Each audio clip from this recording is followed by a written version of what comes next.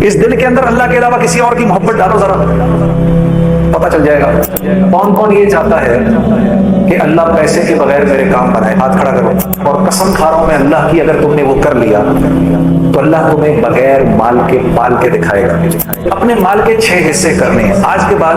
جو گھر میں پیسے آئیں گے اس کے 6 حصے کرنے ہیں. جس بندے نے مجھے وصول کیا تھا، جنید غنی نے، وہ مجھ پر پیسہ خرچ کرتا تھا. میں قسم اٹھا کر کہہ رہا ہوں کچھ عرصے بعد تمہیں روپے پیسے کی ضرورت سے اللہ آزاد کر دے گا. یہ سن لو جی، مولوی صاحب کہہ رہے ہیں، اپنے اپنی آنکھوں سے دیکھا، خالی جیب میں سے پیسہ نکال رہے ہیں. لوگوں کی غیبت کرنا بند کر دو، اللہ کی قسم تمہاری ایک بات کسی اور تک نہیں پہنچے گی. انسان کو اللہ نے اپنے لیے بنایا ہے. انسان کو اللہ نے اپنے لیے بنایا ہے. یہ اللہ کو چھوڑ کر کسی اور کا ہوگا تو پریشان ہو جائے گا. اس دل کے اندر اللہ کے علاوہ کسی اور کی محبت ڈالو ذرا، پتہ چل جائے گا. کسی اور کی محبت ڈالو، ہمیشہ کا روگ، ہمیشہ کی پریشانی تمہارا مقدر بن جائے گی. میرے دوست، اللہ آپ کا بیٹھنا قبول کرے. کون کون یہ چاہتا ہے کہ اللہ پیسے کے بغیر میرے کام بنائے؟ ہاتھ کھڑا کرو، سوچ لو. اچھا ٹھیک ہے جی، سب چاہتے ہیں.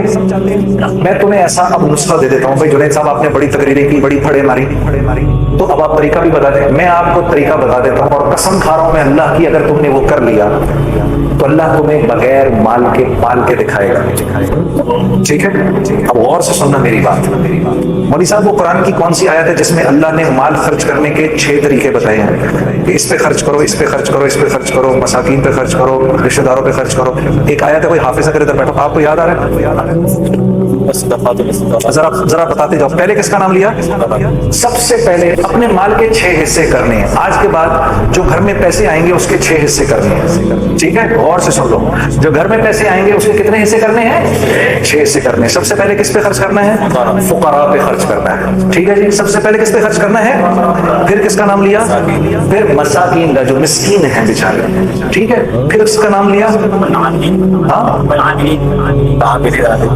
یہ عاملین کون ہوتے ہیں؟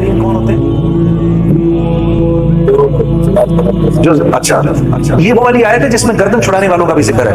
ٹھیک ہے نا.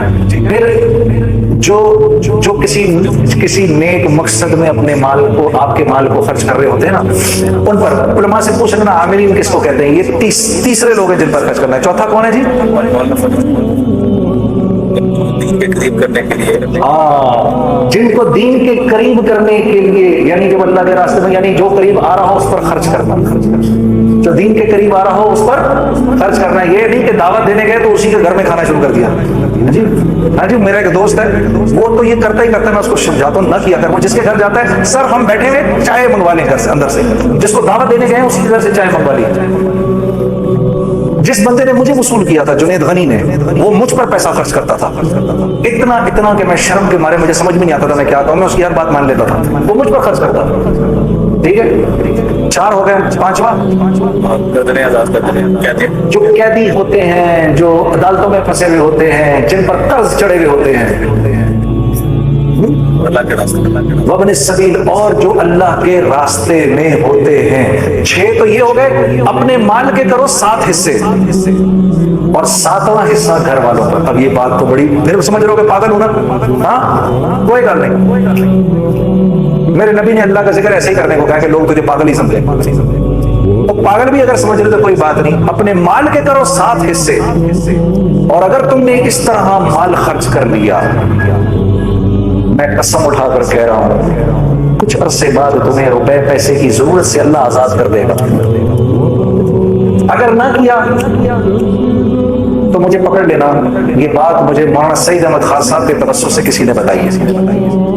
ایک آدمی نے کہا مولانا یہ آپ زندگی کیسے گزارتے ہیں؟ انہوں نے بولا قرآن کی یہ آیت ہے، ان 6 لوگوں پر خرچ کر کے 7واں حصہ گھر والوں کو دے دو.